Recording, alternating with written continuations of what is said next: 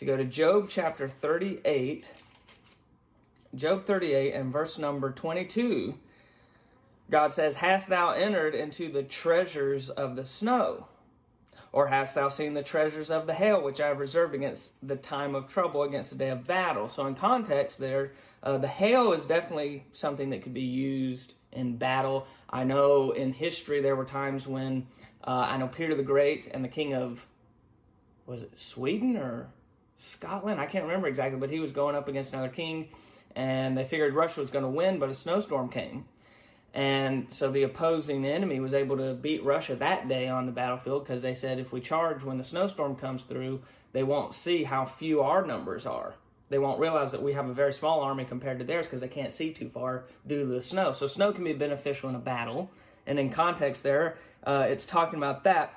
But it does end the statement, "Has thou considered the treasure, entered into the treasures of the snow?" And then it mentions the hail. So you could also say that in snow, there are some treasures. Now in my Bible, a Ruttman Reference Bible, there's a footnote down there for this verse. It says, Dr. Schutz says there are $8.14. Now this is 2009 when this Bible was put out, so I don't know what the prices would be now. But it says $8.14 worth of nitrate, ammonia, and albuminoid. I think is how you pronounce it. It's albuminoid. Chemicals in an acre of ground that has been covered in 1 inch of snow. So that price has probably gone up, but there's those three things: nitrates, ammonia, and albuminoid. That's a hard word for me to say for some reason. There's another word for that, and it was even harder to pronounce for me. So I'm just going to have to, you'll just have to bear with me as I deal with that. But the first one he mentioned is nitrates. And how are nitrates beneficial? Well, nitrates help in fertilizing the soil with plants, okay? Plants benefit from nitrates. If you do gardening, you probably have added nitrates, maybe without knowing it. If you put some fertilizer on your tomatoes or whatever in your garden, it may have nitrates in it, which actually I think that's better for corn than tomato plants, but it helps as a fertilizer. In people and animals, nitrates help with lowering blood pressure, so that's good for your heart health. So it helps lower blood pressure, and it's fertilizer for plants. What about ammonia? Natural ammonias. I'm not talking about, I mean, you can buy chemical ammonia and use that to clean the floor and things, and we've done that, and it smells terrible. I used that a lot when I would do repair work as a teenager on like clocks, antique clocks. You'd soak the gunked up movements of those clocks or watches and things, you know, wind up clocks with springs or they're weight driven.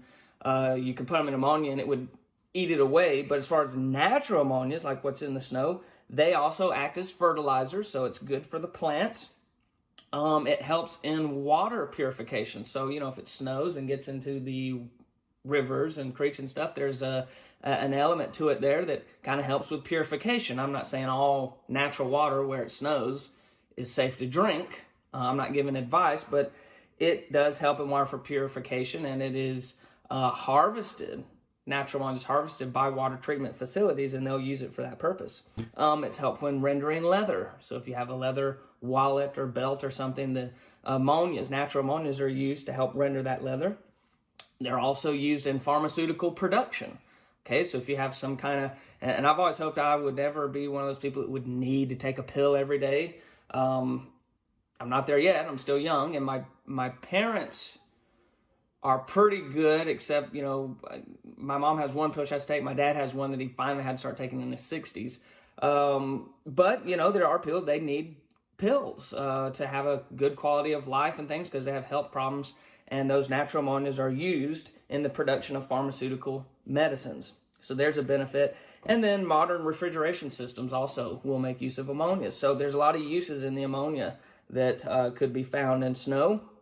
And then that word, albuminoid, I think that's the right way to say it, that aids in your body in the transportation of vitamins and enzymes and hormones throughout the body. Okay, so it helps those things get where they need to go in your body. It's also made in your liver, but, you know, if you got some snow or another source, if you harvested that and took it, then you could help if there was a deficit or something. I think some people with liver problems have an insufficient level of this, and perhaps they could make up for that if they get it from somewhere else. And so that is something that helps transport the vitamins and things through your body, but it also neutralizes free radicals. Okay, and if you know much about health and having, being healthy and living long, you've probably heard people talk about free radicals and how they're bad in the body, because there's three things that free radicals cause. They cause heart disease, big killer of men. They cause cancer, and they cause diabetes, or they help those things. There's other factors that come in, but free radicals are major players in developing those three things, and those are all bad: cancer, heart disease, diabetes. This albuminoid helps to neutralize free radicals in a body. And so those are some treasures that are in the snow, okay? And it's very good for nature or God's creation, and it can be good for you as well if it's ingested. And then it's also helpful in food production. In Isaiah 55:10, going back to the Bible, it says, "For as the rain cometh down and the snow from heaven, and returneth not thither, but watereth the earth, and maketh it bring forth in bud, that it may give seed to the sower and bread to the eater." Okay, and so you get food from that. And I know, living where I do up north here, far north, they talk about if we have a brown winter, they talk about a brown Christmas where it gets cold, but it doesn't snow much. They say it's very hard on the fields, and it makes it harder for the farmers to grow a good crop. Whereas if we have a normal winter, normal snow, or even heavy snows, they say that snow actually helps the ground, because the cold temperatures aren't as harsh on the ground. The ground doesn't take as much of a beating if it's insulated by a layer of snow. But then you also get those nitrates and things that help in fertilization for plants. It's like a natural fertilizer. And if you don't have much snowfall up here, then the fields aren't going to produce as much of a crop, or the farmers are going to have to pump more into their fields to get a decent crop. And so the snow actually helps in the farmers' fields, which then, they grow wheat here, which goes towards making bread, to use the Bible term. They also grow corn and soybeans a lot, and sugar beets. And those things are benefited by the snow. And so a treasure of the snow is the fact that it benefits the fields that produce our food, give us something to eat. So there's another treasure of the snow. Then prophetically looking at treasures of snow, and this kind of is like really crystallized water from being cold. As we look at the verses here, if you look in Exodus 16:14, second book of the Bible, Genesis, Exodus, and then chapter 16, verse number 14, it talks about when the children of Israel were out in the wilderness after coming out of Egypt. And it says, "And when the dew that lay was gone up, behold, upon the face of the wilderness there lay a small round thing, as small as the hoarfrost on the ground." So it's associated with hoarfrost. Now we know, I covered in another video, and I'll put a banner or tag, whatever they call that, to this other video talking about the tithe, which we looked at this passage as well. But we know that God lives on the sides of the north, so God is to the north, okay, in a pyramid-shaped universe, and Leviathan, which is Satan, which is the fifth cherub, is swimming around up there in the deep. His head was wounded. It came down as food, and here it's associated with frost. Okay, so up north it's cold. You have the absolute zero ice there at the top of the deep, there in the bottom of heaven, where Leviathan, Satan, can swim to the throne of God, and there can be communication there. And that comes down from the north, that meat, and feeds them. And that's going to happen again. So another treasure of the snow / frost, I guess. I'm kind of deviating from snow to frost. Some similarities there. But a treasure in that, because it mentioned hail as well. So frozen water in nature. Think of it that way. Frozen water in nature. To allude to something in prophecy that's a picture of, in Micah, which it might take me a second to find that just because it's a smaller book. It's before Nahum, which is before Habakkuk. Micah chapter 7, verses 14 and 15 says, "Feed thy people with thy rod, the flock of thine heritage, which dwell solitarily in the wood, in the midst of Carmel. Let them feed in Bashan and Gilead as in the days of old. The Exodus days are the days of old. According to the days of thy coming out of the land of Egypt. Exodus, out of Egypt. Will I show unto him marvelous things. And so they'll be fed as they were in the days of old. How are they fed in the days of old? That manna, which people a lot of times refer to as bread, was actually devil meat, which is kind of like fish meat. And that was fed to them out there in the wilderness. We also see that prophesied in Revelation 12:6. I'll flip there. Revelation chapter 12 and verse number 6. And the woman fled into the wilderness. We believe that's the Jews, Jewish people, where she hath a place prepared of God, that they should feed her there 1,260 days. So they'll flee into the wilderness, okay, out of civilization, if you will, into a wilderness, and they'll be fed like they were in the days of old, right? So they're going to be fed once again with that devil meat, and it's likened to hoar frost, frozen water in nature, frost. There's a treasure with that, and that's even seen in the life of Jesus, in the feeding of the multitudes, feeding of the 5,000 there with the fish and the loaves. It's recorded in all the Gospels. I think I'll just go to John chapter 6 to look at that. John 6. Whoa. John 6. Verse 1, after these things, Jesus went over the Sea of Galilee, which is the Sea of Tiberias, and a great multitude followed him because they saw his miracles, which he did on them that were diseased. Okay, and then later they talk about, buying bread that they can eat. And actually, if you look in Matthew, Mark, and Luke of this account, it says they went into a desert place. So once again, out of civilization into a desert place, just like going into the wilderness in the book of Exodus. And when they will go into a wilderness, in the tribulation, they're going to be fed once again, and it's going to be miraculously fed. They'll be given something to eat as they were in the old days. And it says in verse 9 here, there's a lad here which hath 5 barley loaves and 2 small fishes, right?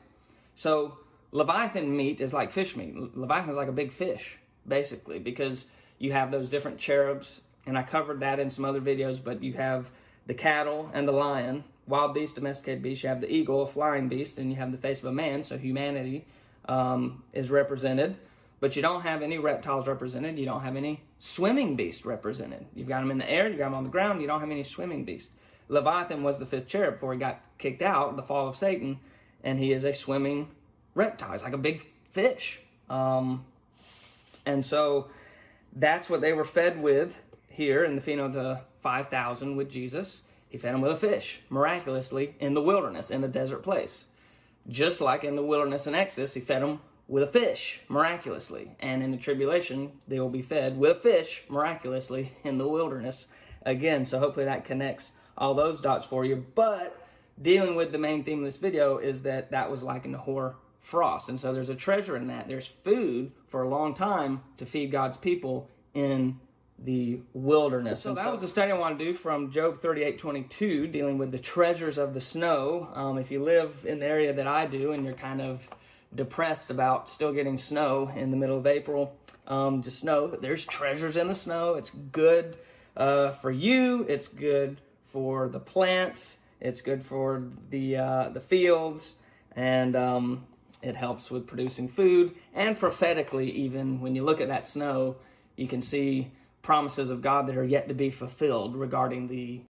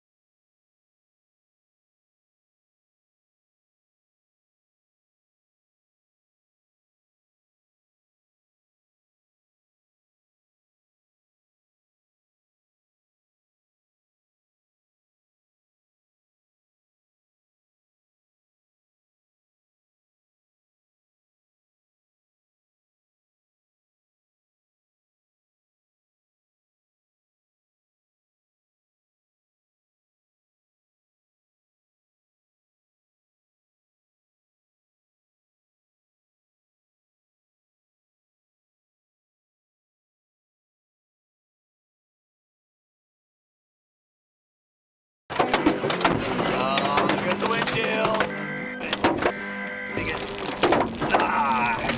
Hailstones crash through windows. They shred trees and crops, pummel livestock, damage roofs, wreak havoc on cars and everything underneath its wrath.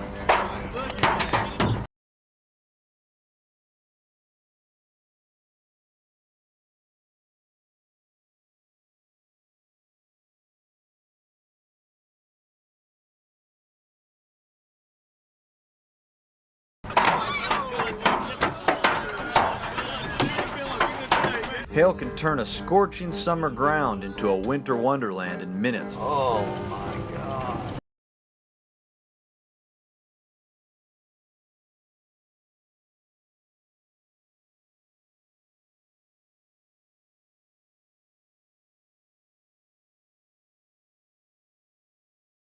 Sometimes baseballs just fall from the sky. Other times, strong winds hurl hailstones sideways like bullets. If you're caught away from shelter during a severe hailstorm, you've got a problem.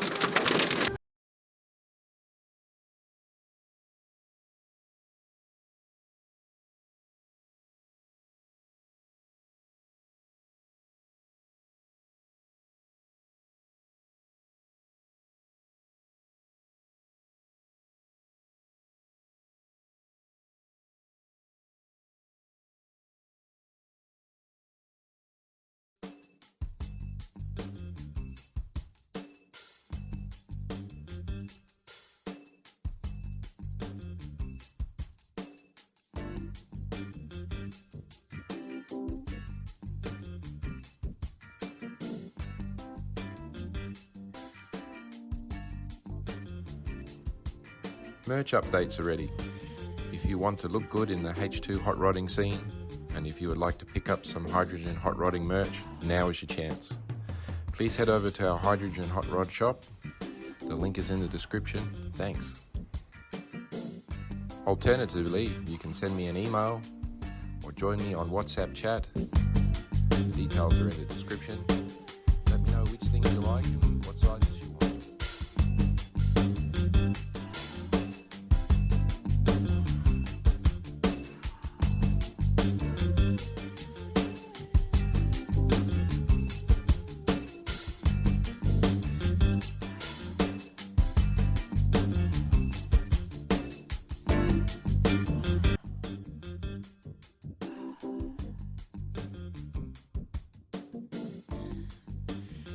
Network of home builders is growing very fast.